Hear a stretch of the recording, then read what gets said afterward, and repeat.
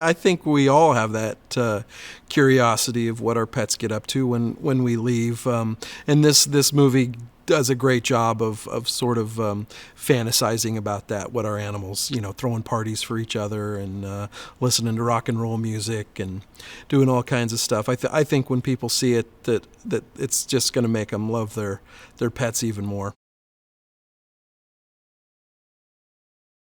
Duke is a big, shaggy, hairy Newfoundland mutt dog.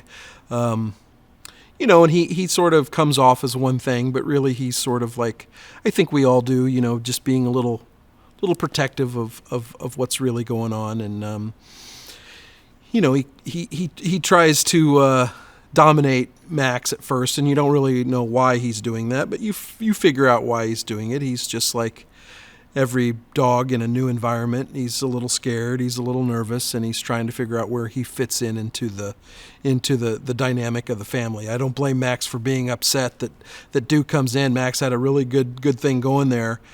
Great lush apartment in New York City with an owner and no distractions, and then here I come.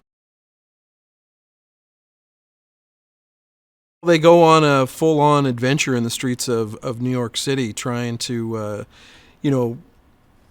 get back home, essentially, is what it is. And along the way, they get themselves into all kinds of, crazy antics. And it's really like a ride, if you will. When I saw the screening, I saw the movie myself, that's what it felt like, is I was on some sort of an amusement park ride strapped on the back of a dog, just seeing New York City through the eyes of them, and they end up in a sausage factory. They end up in the back of a dog catcher's truck. They end up in a real dark place under the streets of New York City, and the alleys, the back alleys, and dealing with some pretty seedy characters, some cats.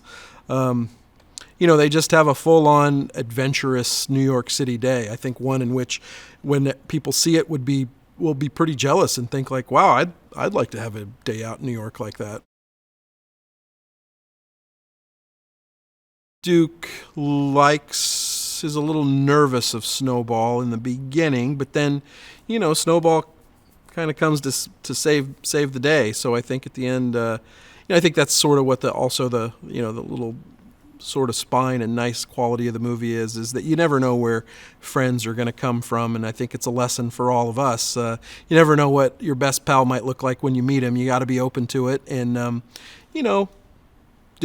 Duke and Max didn't know they would end up best buddies, and Max eventually opened his heart and mind, and Duke opened his heart and mind, and then all of a sudden you've got little dog and big dog as friends, and then you throw Snowball in. It's a great trio. You're always looking for something new to challenge yourself. I mean, that's the, sort of what makes you want to be an actor to begin with, is to be challenged creatively. And in this case, it really forces you to use your imagination. When I was a little kid, I think I had a pretty vivid, strong imagination, and I didn't know that I wanted to be an actor when I was a little kid, but there's no doubt that imagination had something to do with my desire to perform and to entertain. So with animation, it really forces you to kind of go back to where it all started, and that is using your imagination. Because, on the set of my TV show, when somebody talks about a cup or a bowl or whatever, I have the cup or the bowl in my hand, or the set, and I can see actors.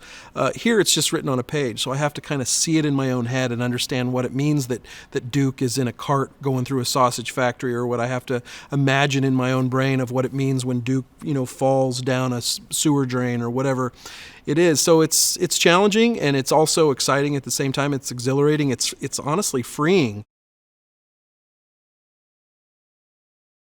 I'm excited for people to go and connect on, I think, what most of us all connect on universally, and that's the love we have for animals, and the commitment we make to animals, and what joy they bring us. It's really a celebration of that relationship.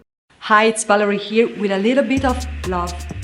Did you know the voice actors of Mickey Mouse and Minnie Mouse from the 1930s got married in real life? For this and more movie facts, click on more videos.